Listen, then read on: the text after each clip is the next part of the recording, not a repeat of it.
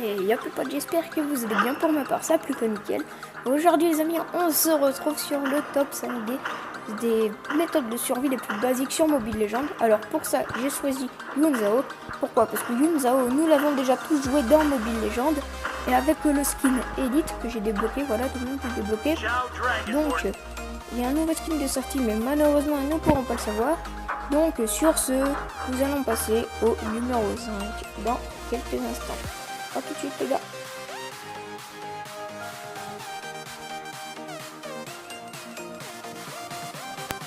Ne pas rusher. Pourquoi? Parce que si l'on rush trop, on finit par se faire tuer. Et je vais vous prouver que même chez les ennemis, ça marche bien. Regardez bien. Alors moi, j'arrive vers ma petite tourelle et tout. Et là, boum, qu'est-ce que je croise au début? 3 gars.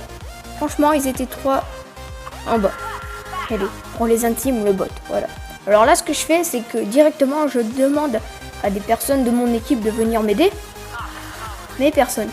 Et vu que je vous ai dit de pas rusher, regardez ce qu'il a fait. Il a rushé. Regarde, il me rush tous. Donc du coup, ce que je fais, c'est que vous connaissez tous Yasuo. Yun Zhao. Il peut vous attirer sous sa tour. Alors ce que je fais, c'est... Voilà. Je l'attire sur ma tour. Enfin, je le lance sur ma tour. Je fais mon attaque et tout. Voilà. Là, je peux racheter 2-3 items.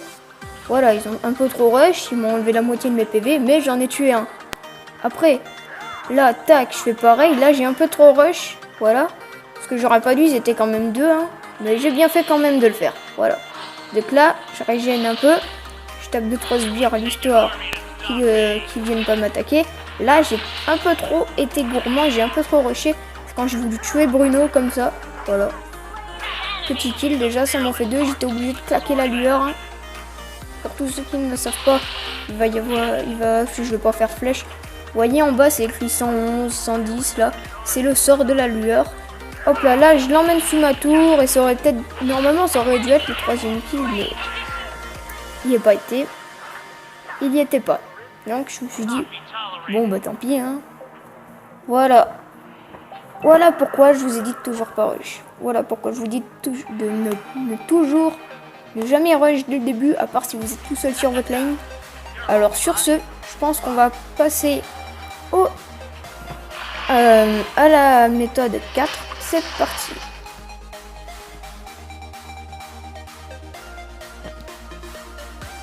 La compétence, pourquoi la compétence? Bah bien sûr, la compétence de départ. Un niveau de plus que l'adversaire peut faire toute la différence.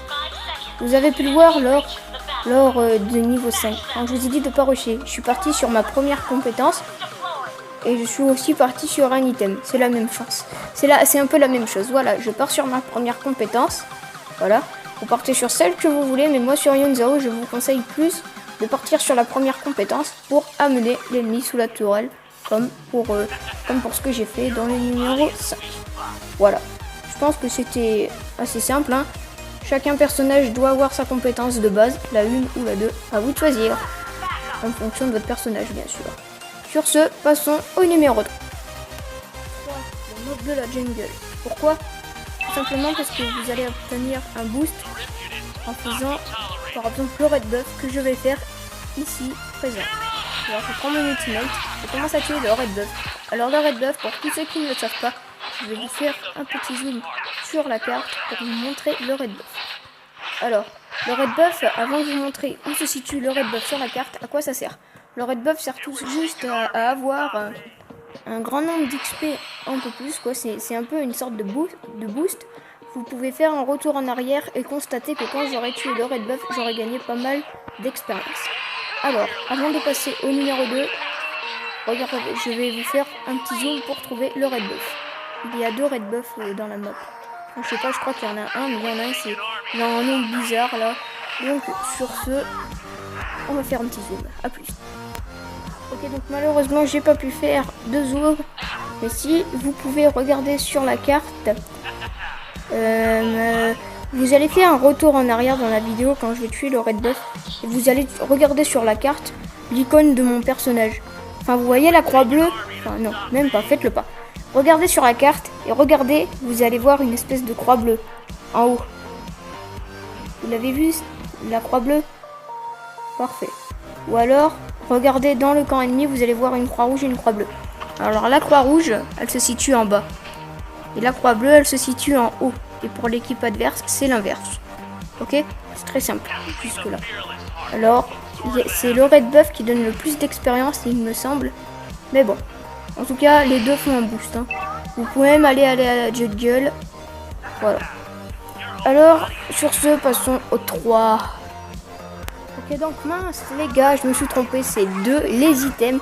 Alors, en quoi consistent les items? Tout simplement sur les items que vous achetez, partez bien sur les bons, parce que si vous partez sur de mauvais items, les gars, ça va pas trop le faire. Hein.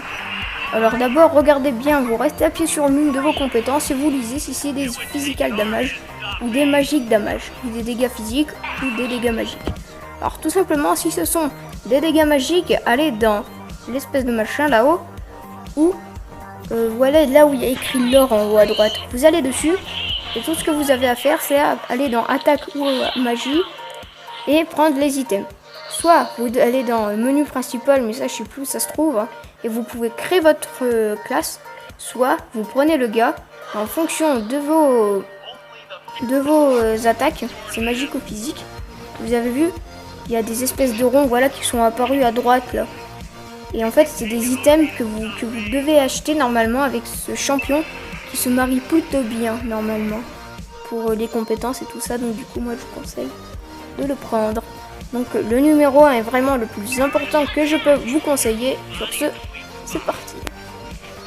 1. Les sorts. Vous vous souvenez? Alors je vais vous expliquer à quoi servent les sorts. Vous vous souvenez au début quand j'ai dit que j'étais obligé de claquer la lueur. Vous savez pourquoi hein? Alors là ça va être bon, je vais pouvoir vous expliquer. Alors là j'étais en train de tuer. Et en fait vous voyez juste en bas à côté de mon premier sort il y a lueur avec l'espèce de bonhomme jaune là foncé. Et ben en fait ça me sert à me téléporter sur une courte distance pour éviter les dégâts. Et regardez quand je m'en suis servi. Tout le monde a des sorts de toute manière. Là j'y étais et tout.